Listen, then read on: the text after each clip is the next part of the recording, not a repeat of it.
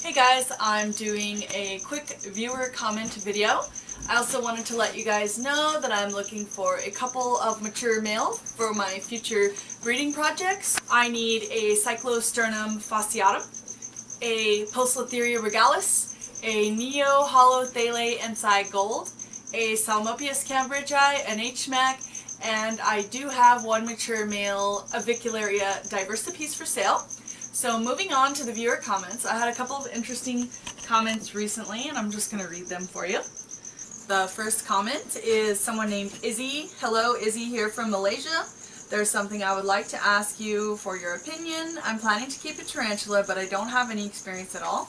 I was a scorpion keeper, not tarantula, so that's why I want to ask your opinion. I would love to buy and keep an Avicularia versicolor sling. Do you think it's okay to keep a Versi as the first tarantula for a newbie like me? My feeling on being able to keep one of the more advanced animals early on in the game is basically do your research. If you feel that you're equipped to handle that animal, make sure you can meet the animal's needs. You need to know about the heat, the humidity, and any other requirements of that animal. And if you feel that you're prepared to take that animal on, then by all means, I encourage people to do so. The next comment I wanted to share with you was from Robert Buffington.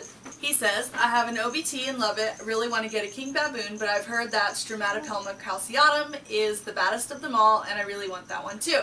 What I have to say to you, Robert, is that calceatum is one of the more ornery of the baboons, and I think they're absolutely amazing. If you have already gotten your feet wet with some of the more docile species, I would say make sure that you can accommodate that animal. You guys have seen me use things like nets and things like that to be prepared to catch a faster animal without grabbing them with my hands or losing them anywhere.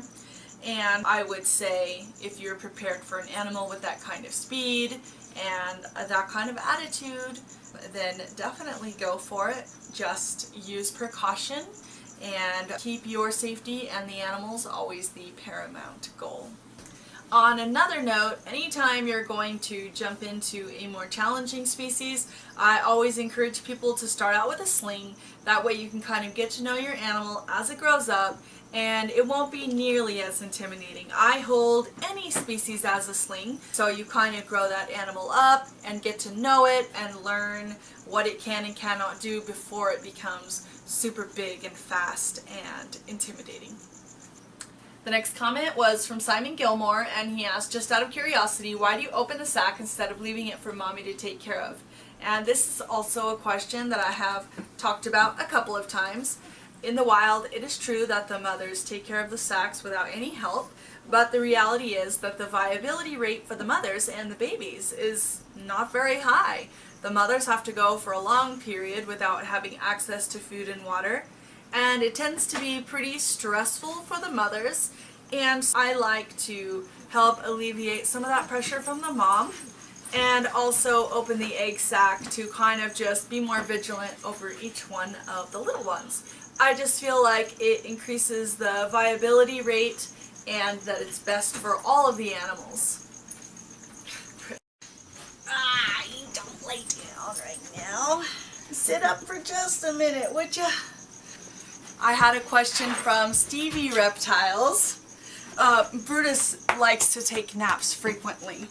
The question from Stevie Reptiles was that he wanted to know how to ship a large tarantula, and some of you might have seen I have videos showing how to build a box, how to ship an animal, and it's definitely more difficult to ship a large tarantula because really in a lot of ways they're more fragile, especially like the giant bird-eating tarantulas and stuff like that, because they're so huge that one little bump and that can be it for them. What I advise is you find a container, usually plastic, that's large enough for them to fit in fairly comfortably. You need to very thickly pad the bottom, the sides, and the top. Make sure your container has holes. Make sure your paper towel is damp but not wet. And then you need to pack it with a lot of insulation in an insulated box. Styrofoam is kind of usually what people put outside, and then you want to pack that with newspaper or something to absorb any shock. and then depending on the weather you might need a heat pack or a cool pack.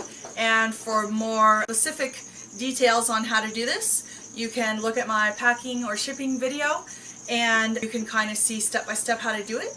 With a large animal, you just need a larger container and I would say deeper packing. The last question that I wanted to address, because a lot of people have questions similar to this, is from Reptile Boy 91. He says, what would be a good size to breed any Brachypelma species? I have a 4-inch or so female. I was told I could breed her at that size. Now, an animal that size may or may not be able to reproduce in the wild, but usually in captivity, animals are in ideal, healthy conditions. I always have been surprised often by how small an animal is able to be bred and reproduce. Obviously, I make sure to compensate for that by feeding heavily and making sure she's well cared for. I would say try it. And usually, worst case scenario, you have a female that molts before she reproduces, and it may actually stimulate her to mature earlier than she would have otherwise. I would say, if you feel that you're prepared, go for it. Another thing I wanted to talk to you guys about was that I had a Hapalopus species Columbia large male meet a very tragic demise during a breeding. It was fairly graphic, and I've had so many questions about that problem. I have talked to you guys before about the fact that I have lost a male or two through the years, and I was really torn on whether or not to publish that video because it is violent and it is kind of disturbing. I wanted your feedback on that, and if I get 100 likes on this video, then I will take that to mean that you do want to see the Hapalopus species Columbia large fail. Anyway, leave more questions, comments. Thank you so much everyone for watching. The last thing that I wanted to mention was many people have asked me about my beautiful spider posters that were done by Marcus Youth, and they're absolutely amazing. I would recommend anyone buying them. I think they're amazingly beautiful and awesome. I love them. I look at them every day.